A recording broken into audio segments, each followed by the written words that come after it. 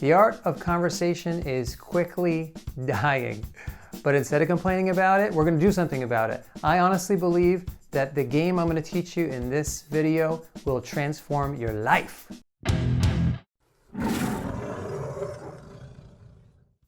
I'm Alex Lyon, and I'm here to provide professional development tips, especially in the area of communication, so that you can increase your impact and lead your teams with more excellence. Today's topic is a little more playful than usual. I'm going to teach you something called the conversation game. The goals are simple: to keep the other person talking. The rules are simple. If you're talking, you're losing. You want to get the other person talking about 80% of the time. Anything above 50% is good here, but I would say your goal should be 80% of the time. So I'm going to teach you 3 ways to win this conversation game. The first way is to ask the other people good, simple questions.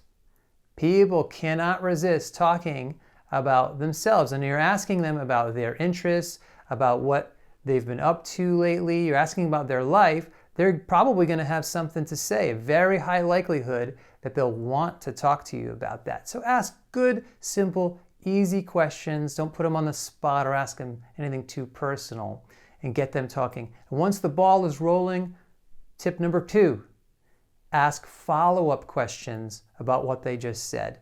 That means listening really carefully to what they're saying, and instead of thinking about what you want to say, you think about what you could ask. So let's say they were talking about camping. Well, then you ask them a follow-up question: do you have any plans to camp this summer? That's a follow-up. And then they talk about their plans to camp this summer. Maybe you ask them something about the gear that they use, because they brought up that they sleep in a tent and not a camper. Ask them about their gear. And you keep this going. Everything they say becomes fuel for the next follow-up question. And again, these questions should always be easy, very straightforward to answer, nothing too personal that's going to put them on the spot.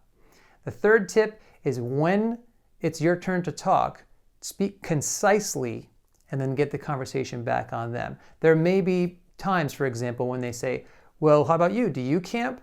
And you answer it concisely and then get it back on them. So you might say something like this: yeah, I do. I enjoy camping. I like to go a couple of times a year. Do you have any places that you would recommend? Boom. You see what happens there? You say, yes, I did. You answer concisely, but then again, you politely turn it back to them.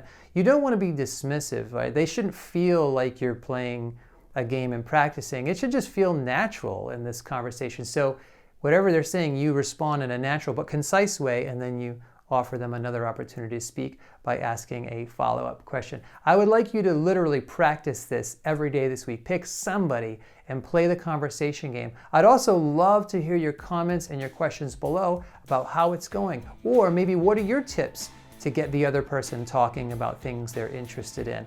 I firmly believe, and I've seen this over years of teaching people how to do this, that the conversation game can completely transform the way you engage in conversations with other people. So I'm really excited for you to try this and report back and give your opinion. If you've never subscribed to this channel, Communication Coach, I encourage you to do so, especially if you're interested in ongoing content about communication and leadership. So post a comment, subscribe, give a little thumbs up, and let's start a conversation. Thanks, God bless, and I hope that you use the conversation game in your very next opportunity.